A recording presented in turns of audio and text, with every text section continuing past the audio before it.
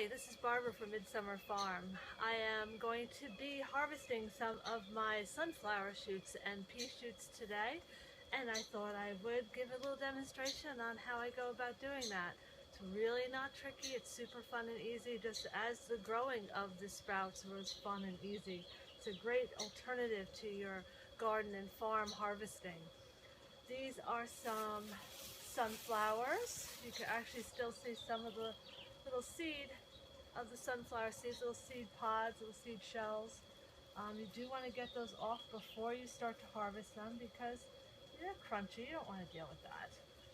Any ones that just don't look so hot, I usually pull them out right now so you just don't get them in the mix. So just go through it gently. You want to be doing this when your sprouts are not soaking wet. You want to have them be, you don't water them and then start trying to harvest them. You want them to be nice and dry so that you can put them in the bags and put them in the fridge dry. If they're not dry and you have to use them, or you got dirt on them, like say they can pull them up by mistake and it got dirt on the tops of them, I would then wash them and then spin dry them in a salad spinner before storing them because they just store much better dry. I'm going to actually pick these, put them into the bags, put them right in my fridge, and then throughout the course of the week, they last quite a long time like that in the fridge. I don't seal the bag, leave the bag so loose, but plastic works nicely.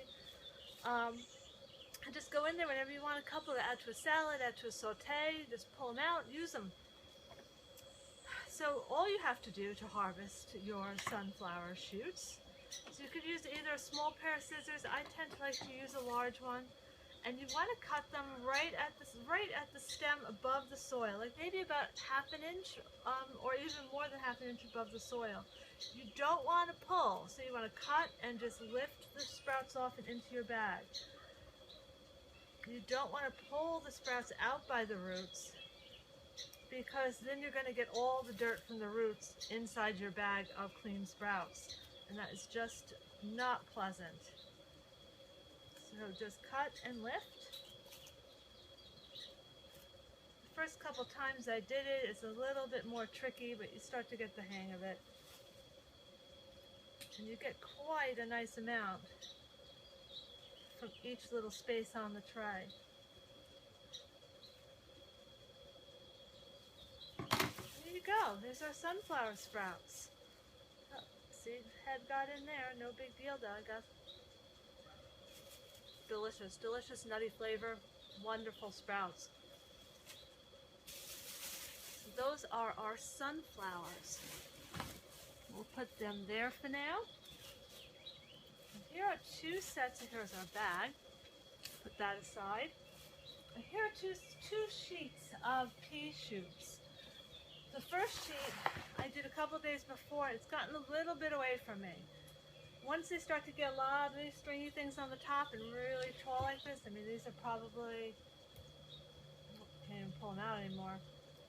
They are a good 6 inches probably. Still decent flavor, they're not too bad.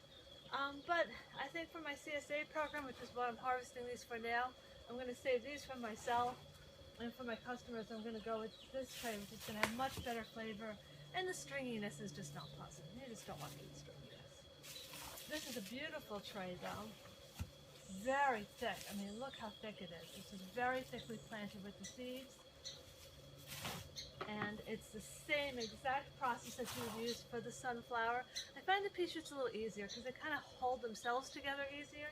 So it just makes the whole process really simple. So as I cut these, another thing to remember about sprouts is that it is a very tight and unnatural growing environment. This is kind of high-tech growing. So because of its condensed concept, because this is so thick, you do have to be really careful with fungus and mold. If you let this go too long and let the tops get too wet, which is why I like to do it in these trays with the bottom, so you can really put the hose in the side and really bottom water rather than sprinkle the top. You could separate these apart and you would see in the middle some kind of mold. Do not use your shoots if you see any mold whatsoever. It should be perfectly clean, nothing fuzzy, nothing white, no sign of it whatsoever, which is what we have here.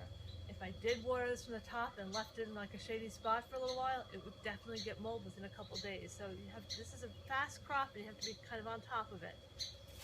But that is as simple as that. You see, it was much faster than the sunflower. And each little square gives you quite a bit of pea shoot. Just really fun. Okay, I'm just getting finished with harvesting my flat of pea shoots. Almost done. Again, you want to not pull. You don't want to get any of that dirt pulled up into your actual sprouts that you're going to be eating. So just gently cutting and then lifting off the shoots. There we go. Looks good. Put a bag over there. Now we've got our tray, our leftover tray. This isn't going to regrow. Feels a little bit like a waste. It really isn't. First of all, you can really take a look, double check at this point that there's no sign of mold or fungus, and you can see it looks absolutely beautiful. And we're going to pop this out of our bag and our other tray. Put that over there. Here are our roots. A little hard to get this out of this tray at this point. The roots really hang in there. So actually what I do, to get my knife, is that we're just going to cut along here. And literally you just release the roots that way. It makes it much, much easier to release the shoots from the tray.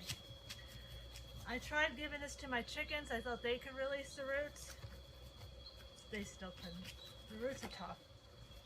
But all this root matter, it's great biomass. Throw it in your compost pile. Let your chickens have at it. They'll definitely enjoy the little stumps of this pea shoot sitting in there. Good protein plant. You know, and see how nice it comes out now? It's really, cut off your roots. It's so easy and simple. Beautiful biomass. Give this to your chickens or just pop the whole thing in your compost pile. Works out fine, and you know, sometimes you get little peas shooting up and down in your compost pile. That's cool. And peas are also a nitrogen fixer. So you're just adding this nitrogen back into your soil. It's all good. So do your sprouts, enjoy them, have fun with them, and make it a part of your garden. Thank you. Bye.